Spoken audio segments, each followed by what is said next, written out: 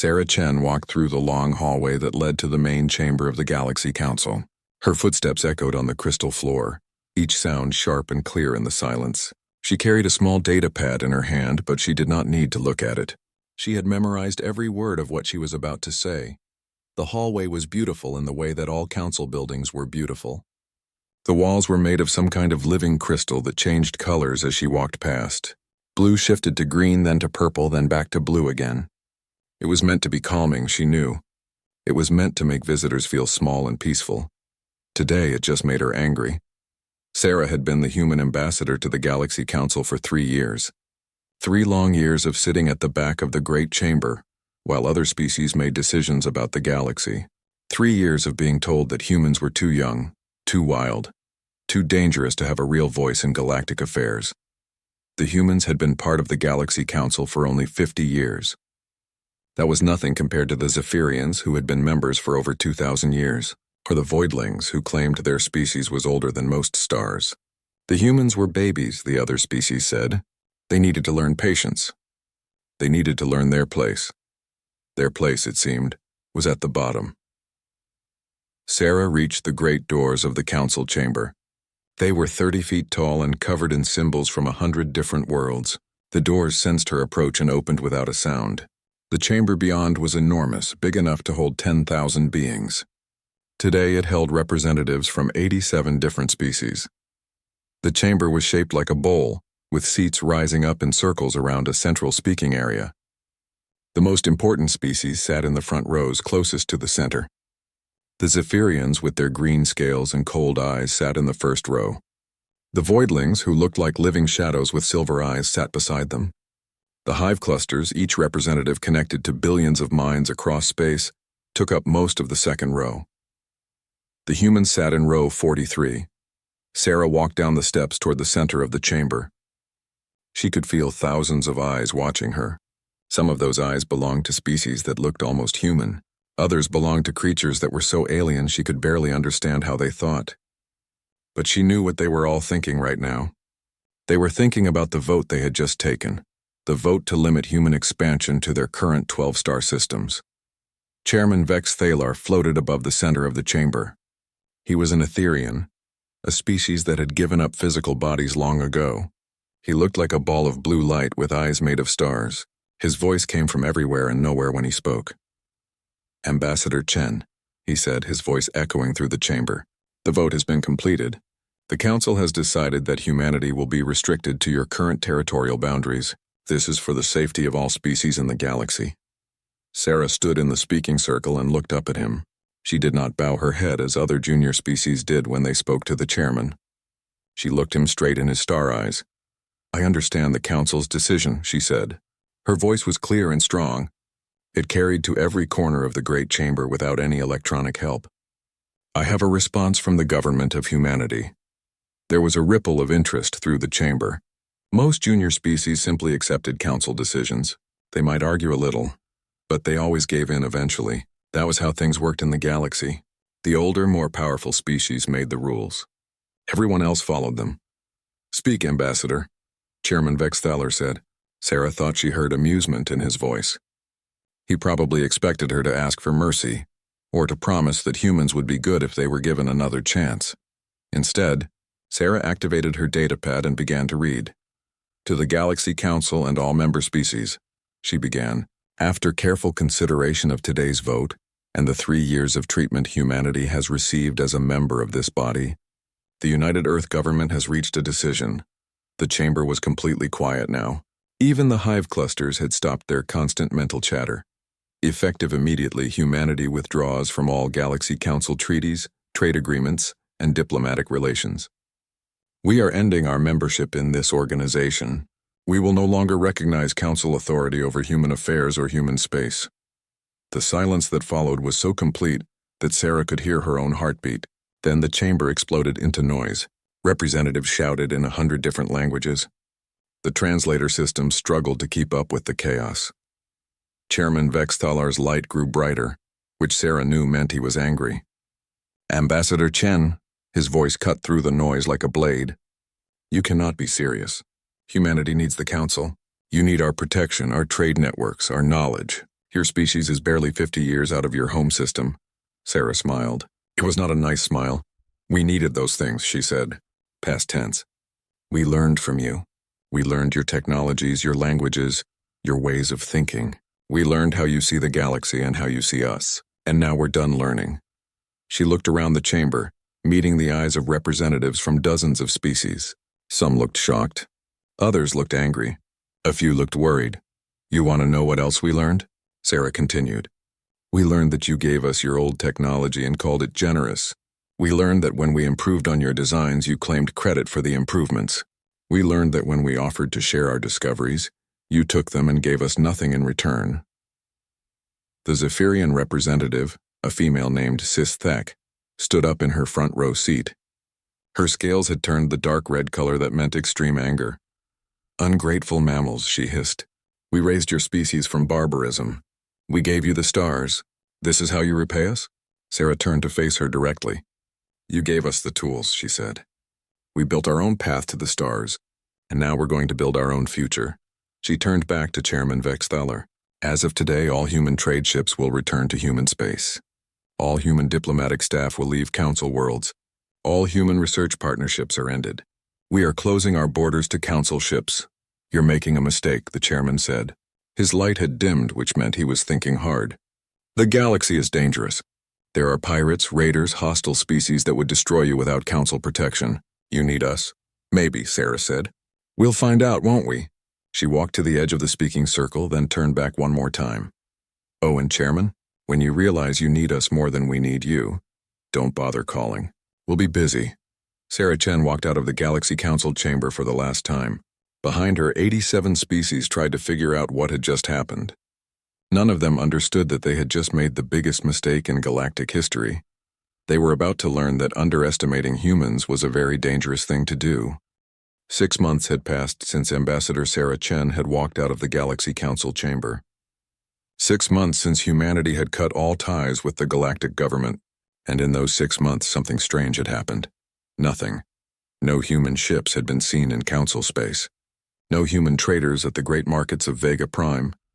No human researchers at the science stations orbiting Centauri. No human diplomats at any of the embassy worlds. It was as if humanity had simply vanished from the galaxy. At first, the Council members had been relieved. The troublesome humans were gone. The galaxy could return to its proper order. The older species could continue to guide the younger ones without interference from those aggressive mammals. But as the months passed, problems began to appear. Captain Zektar of the Zephyrian trade fleet stood on the bridge of his ship and stared at the empty space where trading station Alpha 7 should have been. The station had been operated by humans, serving as a rest stop and refueling point for ships traveling the outer rim routes. Now there was nothing but empty space and a small beacon that said, Station relocated. No forwarding address. Sir, his communications officer said, her scales pale with worry. That's the third human station we've found empty this week. The traders on Nexus 4 are starting to panic. Without the human stations, the outer rim route takes twice as long to travel. Zektar's scales darkened with anger. The humans had provided services that many species had grown to depend on. Their stations were always well maintained. Their fuel was always pure. Their repairs were always fast and cheap. Now all of that was gone. Send a message to Council Command, he ordered. Tell them we need replacement stations on the outer rim, or we're going to lose half our trade income. But it wasn't just the trade stations. All across Council space, the effects of humanity's absence were being felt. On the agricultural world of Plenty, Administrator Vel 9 watched her crops grow smaller and weaker each day. The humans had taught her people new farming methods 5 years ago, methods that had increased crop yields by 30%. But the humans had also provided special seeds and fertilizers that her people didn't know how to make. Now the special seeds were gone. The fertilizers were running out. And Plenty, which fed 6 different star systems, was facing the possibility of famine. We need to contact the humans, Vel 9 told her assistant. We need to ask them for help. I've tried, her assistant replied. I've sent messages to every human world we know about. No one answers. It's like they've all disappeared. That was the strangest part of all. Every attempt to contact humanity was met with silence. Ships that approached human space simply vanished from sensors. Probe ships sent to investigate human worlds never returned. It was as if the 12 human star systems had been surrounded by an invisible wall. In the Great Council chamber, Chairman Vex Thalar floated above his usual position and listened to report after report of problems. The Vardanian Mining Guild was complaining about equipment failures. The humans had made the best precision tools in the galaxy, and now the Guild couldn't get replacements. The Stellar Navigation Union was having trouble with their jump calculations. Human mathematicians had helped them develop better star charts, but now those charts weren't being updated. Worst of all, the various species were starting to fight among themselves. For the past 50 years, humans had often served as mediators in disputes between council members. They had a talent for finding solutions that worked for everyone. Without human diplomats to help, old arguments were starting to flare up again. Perhaps, suggested Council Member Threx 9 of the Hive Clusters, we should send an official delegation to human space to discuss the situation. Chairman Vex Thalar's light dimmed with thought. He had been hoping the humans would come crawling back on their own. Most species did eventually. The galaxy was a dangerous place for those without council protection. But the humans weren't most species, were they? Very well, he said finally. Prepare a small diplomatic fleet. 3 ships should be enough. We'll offer to discuss their return to the council. The diplomatic fleet was prepared within a week. 3 of the council's finest ships with representatives from the major species aboard. They set course for Sol, the human home system, expecting to find a struggling civilization ready to negotiate. What they found instead made them question everything they thought they knew about the galaxy. The human border was marked by a line of structures that defied explanation. They looked like metal flowers the size of moons, floating in the empty space between star systems. Each structure pulsed with energy patterns that the council ship's sensors couldn't identify. When the diplomatic fleet approached, the structures came alive with light. Unknown vessels, a voice said in perfect galactic standard. You are approaching restricted space. State your business or turn back. The lead ship's captain, a dignified Etherian named Flow 7, activated his communication system. This is a diplomatic mission from the Galaxy Council. We request permission to enter human space for negotiations. There was a long pause. Then, stand by. The council ships waited. And waited. Hours passed. Finally, a single human ship appeared. It was unlike anything in the council databases. Sleek, fast-looking, and covered in what appeared to be living metal that shifted and changed as they watched. Council ships, the human voice said. You will follow us to the designated meeting point. Do not deviate from the prescribed course. Do not scan our installations. Do not attempt to communicate with anyone except your assigned guide. The human ship led them through a route that took them past wonders that left the council delegates speechless. Entire moons had been hollowed out and turned into massive shipyards. Asteroid belts had been converted into sprawling mining operations. Around one star, the humans were building something that looked like a ring, big enough to encircle the entire stellar system. How? Whispered Flow 7's science officer. How did they build all this in 6 months? Flow 7 didn't have an answer. In 6 months, the council could barely approve the construction of a single new station, let alone transform entire star systems. They were brought to a space station that dwarfed anything the council had ever built. It was beautiful and functional at the same time, like a work of art that had been designed by engineers. The council delegates were escorted to a meeting room with windows that looked out on a view of Earth, blue and green and perfect in the distance. A human woman entered the room. She was tall and confident, with short dark hair and eyes that seemed to see everything. She wore a simple uniform with no decorations except a small pin that showed Earth surrounded by 12 stars. Welcome, she said. I am Director Marcus Rodriguez, Human Foreign Affairs Coordinator. Thank you for coming all this way. Though I should mention, this is not a negotiation. This is an information session. Flow 7's light flickered with confusion. Information session? That's right, Rodriguez said, sitting down across from them. We're going to explain what happens next. You see, the Galaxy Council made a serious mistake 6 months ago. You assumed that humanity needed you more than you needed us. You were wrong. He gestured toward the window where the lights of human ships and stations sparkled like stars. We've been busy, he said. While you've been trying to figure out how to replace us, we've been building something new. Something better. Flow 7's light grew brighter with worry. What do you mean? Rodriguez smiled. It wasn't a mean smile, but it wasn't particularly friendly either. I mean, he said, that the old galaxy is ending, and the new one belongs to us. Dr. Keth Voss had been studying alien technology for over 200 years. He was a Veronian, a species known for their scientific minds and careful attention to detail. His people had built some of the most advanced research facilities in the galaxy. He thought he understood how technology worked, how civilizations developed, how progress happened. The data from the Council's diplomatic mission to human space made him question everything. Keth Voss stood in his laboratory on the Council research station, staring at holographic displays that showed images from the human border. The structures the Council fleet had encountered were unlike anything in the galactic databases. They seemed to bend space itself, creating energy patterns that shouldn't have been possible with known technology. "Computer," he said, his voice rough with confusion, "show me the analysis of the human border defenses again." The hologram shifted, showing a detailed scan of one of the flower-like structures. Energy readings scrolled down the side of the display. Every number was impossible. The power output alone, Keth Voss muttered to himself, should require a stellar-class fusion reactor. But the structure is only 3 kilometers across. Where is the power coming from? His assistant, a young Veronian named Tekvex, looked up from her own workstation. "Sir, I've been analyzing the hull composition of that human ship, the one that guided our diplomatic fleet. What did you find?" "The metal appears to be alive, sir.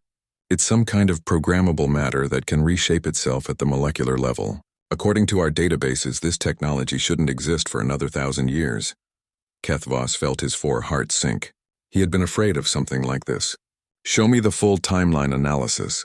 The hologram changed again, showing a chart that tracked human technological development over the past 50 years. For most of that time, the line had been steady, showing normal progress. Human technology had been advanced but not revolutionary. They had been creative with existing designs, but they hadn't invented anything truly new. Then, 6 months ago, the line shot upward like a rocket. "Computer, zoom in on the last 6 months." The display focused on the recent period. The technological advancement was staggering. In 6 months, humanity appeared to have made progress that should have taken centuries. They had gone from using standard Council technology to building devices that the Council's best scientists couldn't understand. "This is impossible," Keth Voss said. "No species develops this fast. Not even the ancients progressed at this rate." Tekvex walked over to his workstation. "Sir, I have a theory. What if the humans weren't really limited by Council technology? What if they were limited by Council oversight?" Keth Voss looked at her with interest. "Explain." "Well, as Council members, humans had to follow Council safety regulations. They had to submit their research for approval. They had to use approved materials and follow approved methods. What if all of that was holding them back?" The old scientist considered this. It was true that the Council had strict rules about technological research. There were good reasons for those rules. Some technologies were too dangerous. Others might upset the balance of power in the galaxy. The Council preferred slow, careful progress. But even without restrictions, Keth Voss said, "this level of advancement is incredible. How did they do it?" Tekvex pulled up another display. "I've been studying human psychology, sir. They're different from other species. Most of us specialize. Zephyrians are traders, voidlings are philosophers, hive clusters are builders. We get very good at one thing. And humans? Humans adapt. They take ideas from everywhere and combine them in new ways. Look at their trade records. While they were Council members, humans were constantly visiting different worlds, studying different technologies, learning from different species." Keth Voss felt a chill run through his body. "You're saying they were gathering intelligence?" "Not spying, sir.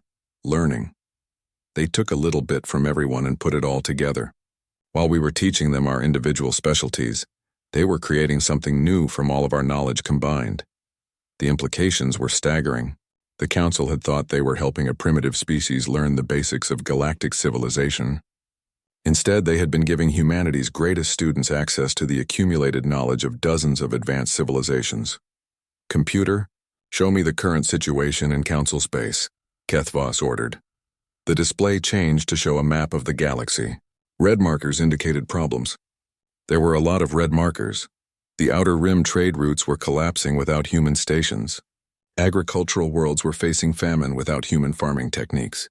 Mining operations were shutting down without human precision tools. Diplomatic relations between species were breaking down without human mediators. But the worst part was shown in yellow markers. Those indicated species that were sending secret diplomatic missions toward human space. How many? Keth Voss asked. 17 species have sent unofficial ambassadors to the human border, the computer replied. 23 more are preparing similar missions. TechVex looked shocked. They're trying to make separate deals with humanity. Keth Voss nodded grimly. The council was based on the idea that all member species work together. If individual species started making private agreements with outside powers, the whole system would collapse. Sir, TechVex said quietly, there's something else. I've been monitoring communications from ships that got close to human space. The things they're reporting, they don't sound like the humans we remember. What do you mean? The humans offered to help some of the ships that had mechanical problems. They fixed engines that our best technicians couldn't repair. They provided supplies to ships that were running low on resources. And they didn't ask for anything in return. Keth Voss felt confused. That's nice of them. That's just it, sir. According to the reports, the humans were polite and helpful, but they were also completely confident. They acted like they were doing these things out of kindness, not because they needed friends or allies. Like they were strong enough to afford generosity. The old scientist stared at the galactic map.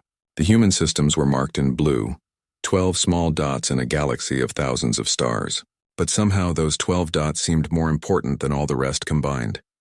Computer, project the likely outcomes if current trends continue. The holographic display showed a prediction model. Over the next year, more and more species would break away from the Council to seek agreements with humanity. Trade networks would collapse. Military alliances would fall apart.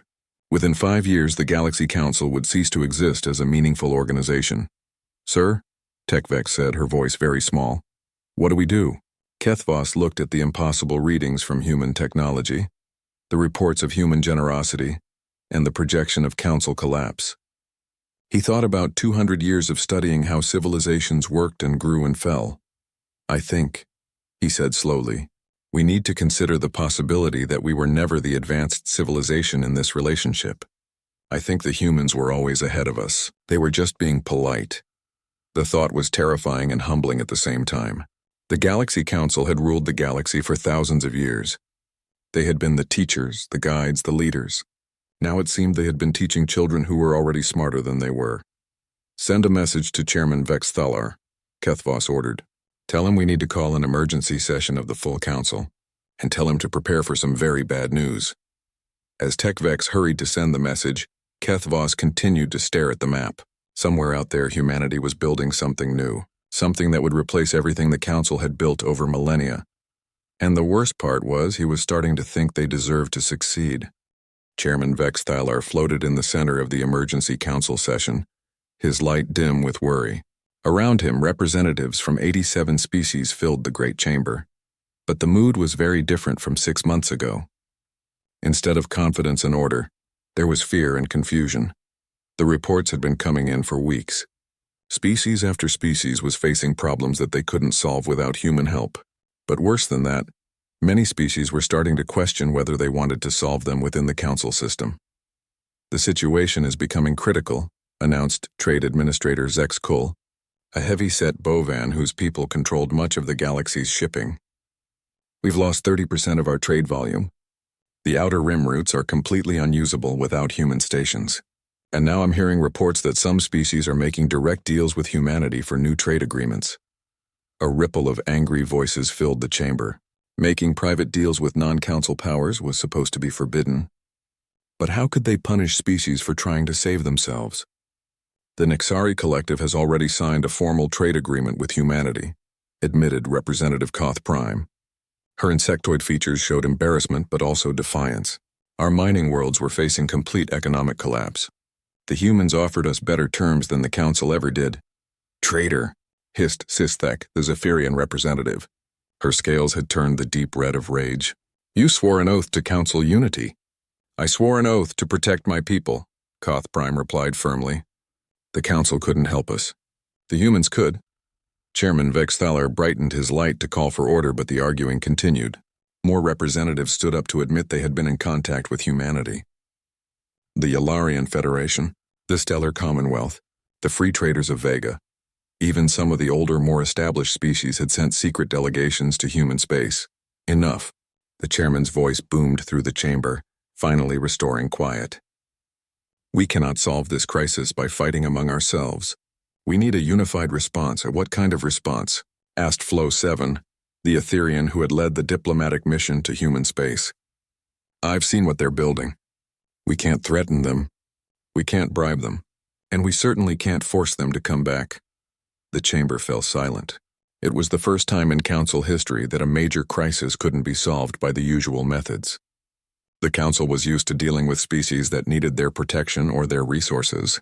They had never faced a species that was stronger than they were. Perhaps, suggested Dr. Kethvos from his seat in the science section, we should consider why the humans left in the first place. Chairman Vex Thalar's light flickered with annoyance. They left because they were ungrateful for our guidance. No, Kethvos said firmly. They left because we treated them like children when they were already adults. We offered them junior membership when they deserved full partnership. We limited their expansion when they were ready to grow. We made them follow our rules when they were capable of making better rules. The silence that followed was uncomfortable. Many of the representatives knew that Kethvos was right, but admitting it meant admitting that the council system itself was flawed. Even if that's true, said Threx 9 of the Hive clusters, what can we do about it now? The humans have made it clear they're not interested in rejoining. Maybe rejoining isn't the answer, said a new voice from the back of the chamber. Everyone turned to look at Representative Mindar of the Peaceful Systems Alliance, a small group of worlds that rarely spoke in council sessions. Explain, Chairman Vex Thalar ordered. Mindar stood up nervously. Her species looked almost human, which had always made them seem less important to the council. I've been monitoring the communications from species that have made contact with humanity. The humans aren't asking them to leave the council. They're not demanding exclusive loyalty. They're just offering better alternatives. What kind of alternatives? Trade partnerships based on mutual benefit instead of council oversight. Research agreements that allow free sharing of information. Defense pacts that don't require species to give up their independence. The humans are building a new kind of galactic organization, one where species work together as equals. The chamber erupted in voices again, but this time the tone was different. Instead of anger, there was curiosity and fear. You're talking about the end of the Galaxy Council, Chairman Vex Thalar said, his light growing very dim. Maybe, Mindar replied. Or maybe I'm talking about the evolution of the Galaxy Council. The humans aren't trying to conquer anyone. They're trying to build something better. 3 days later, Chairman Vex Thalar made a decision that surprised everyone, including himself. He authorized a formal diplomatic mission to human space, not to demand their return, but to ask what humanity wanted from the galaxy. The mission was led by Flow 7 again, but this time he carried very different instructions. Instead of offering the humans their old position back, he was authorized to ask what kind of relationship humanity would be willing to have with the council species. The meeting took place at the same space station where the first diplomatic contact had occurred. But this time, the human representative was different. Instead of Director Rodriguez, they met with a woman who introduced herself as Chancellor Sarah Chen. Flow 7 recognized her immediately. She was the same ambassador who had walked out of the council chamber 6 months ago, but she seemed different now, more confident, more powerful, like someone who had found exactly where she belonged. Chancellor Chen, Flow 7 said formally, the Galaxy Council has sent me to discuss the possibility of improved relations between our civilizations. Sarah smiled. It was a warm smile, but there was something behind it that made Flow 7 nervous. I'm glad to hear that, she said, but I should clarify something first. I'm not just speaking for humanity anymore. I'm speaking for the Concordat. The Concordat? The organization we've been building while the Council has been trying to figure out what went wrong. 43 species have already joined. We expect another 20 to sign up within the month. Flow 7's light flickered with shock. 43 species? But most of those are still council members. Not exclusively, Sarah said. The Concordat doesn't require species to choose sides. We believe in cooperation, not control. Any species that wants to work with us as an equal partner is welcome. She gestured toward the window. where the lights of hundreds of ships could be seen moving between human installations. "We're building something new out here," she continued. "A galactic civilization based on respect, cooperation, and shared growth. Every species contributes what they do best. Every species benefits from what others contribute. No one gets told they're too young or too dangerous to participate." Flo 7 tried to process what he was hearing. "And the Council? What happens to us?" Sarah's expression became more serious. "That's up to you. The Council can continue to exist. The Concordat isn't interested in destroying established governments. But you'll need to decide what kind of organization you want to be. Do you want to be partners in building the future, or do you want to be a museum of the past?" The Etherian diplomat felt something he had never experienced before. For the first time in his long life, he was in the presence of someone who was clearly more powerful than he was, but who wasn't using that power to threaten or control. The humans could have demanded the Council's surrender. Instead, they were offering a choice. "What would partnership with the Concordat involve?" he asked. "Full equality," Sarah replied. "Shared decision-making. Open borders for trade and travel. Cooperative research and development. Mutual defense against outside threats. And most importantly, no more junior and senior species. Everyone gets a voice. Everyone gets a vote." Flo 7 thought about the council chamber with its rigid hierarchy and its front row seats for the important species. He thought about thousands of years of tradition and carefully maintained order. Then, he thought about the reports of species leaving the council to join something better. "I'll need to discuss this with the council," he said finally. "Of course," Sarah said. "Take all the time you need, but don't take too long. The galaxy is changing with or without the council. It would be better for everyone if we could change together." As Flo 7's ship left human space, he carried with him a proposal that would transform galactic civilization forever. The only question was whether the Galaxy Council would be wise enough to accept it. 2 years had passed since humanity had walked away from the Galaxy Council. 2 years since Sarah Chen had delivered her final message to the assembled representatives of 87 species. Now she stood in a very different kind of assembly hall, watching representatives from over 100 species work together to solve galactic problems. The new Geneva Conference Center was built in orbit around Earth, but it belonged to all the species of the Concordat. The chamber was round instead of bowl-shaped, with no front rows or back rows. Every species sat at the same level, in seats arranged in a great circle. When someone wanted to speak, they simply stood and waited their turn. No one floated above the others. No one claimed authority over anyone else. Sarah watched as Representative Koth Prime of the Nexari Collective discussed mining rights with a delegation from 3 different star systems. The conversation was conducted in perfect harmony, with each species contributing their expertise to find a solution that worked for everyone. 6 months ago, this same discussion would have taken the old council months to resolve, and would have ended with some species getting everything they wanted while others got nothing. "Incredible, isn't it?" said a familiar voice beside her. Sarah turned to see Dr. Keth Voss approaching. The old Veronian scientist had been one of the first council members to request transfer to the Concordat. His research into human technology had convinced him that the future lay with cooperation, rather than hierarchy. "What's incredible is how natural it seems," Sarah replied. "Once species start treating each other as equals, everything becomes easier." Through the great windows of the conference center, they could see the signs of the new galactic order. Ships from dozens of species moved freely between human installations and Concordat worlds. A massive construction project was taking shape near Jupiter, where teams from 6 different civilizations were building a research station that would dwarf anything the old council had ever attempted. The Zephyrians finally voted to join last week, Keth Voss mentioned. Sarah nodded. She had heard about the internal debate that had torn through Zephyrian society. The older generation had wanted to stay loyal to the council, but the younger Zephyrians had seen the opportunities that Concordat membership offered. In the end, economics had won. The Zephyrian trade empire simply couldn't survive without access to Concordat markets. That leaves only 12 species still exclusively loyal to the old council, Sarah said. 13, Keith Voss corrected. The Hive clusters announced yesterday that they're maintaining dual membership. They'll work with both organizations, Sarah smiled. The Hive clusters were practical above all else. When they saw which way the galaxy was moving, they adapted quickly. The old Galaxy Council still existed, but it was a shadow of its former self. Chairman Vexthalar continued to hold sessions in the Great Crystal Chamber, but most of the seats were empty now. The species that remained were either too proud to admit they had been wrong, or too afraid of change to try something new. "Any word from the Etherian High Council?" Sarah asked. Kethvos's expression grew sad. "They're still debating.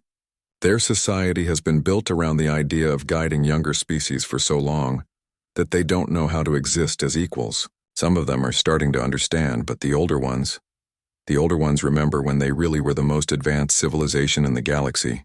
Sarah finished. "It's hard to accept that times have changed." She understood their difficulty. The Etherians had been leaders for thousands of years. They had genuinely tried to help other species develop and grow. The problem was that they had never learned when to stop leading and start partnering. Chancellor Chen, a young human aide, approached. "The session is about to resume.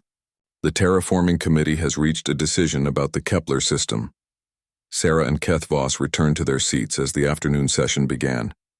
The topic was the transformation of uninhabitable worlds into new homes for refugee populations. It was the kind of massive undertaking that the old council had never attempted. Too expensive, they would have said. Too risky.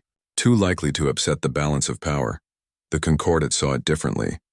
With dozens of species contributing their knowledge and resources, projects that had once seemed impossible were becoming routine. The Nexari provided mining expertise. The Voidlings contributed their knowledge of atmospheric engineering.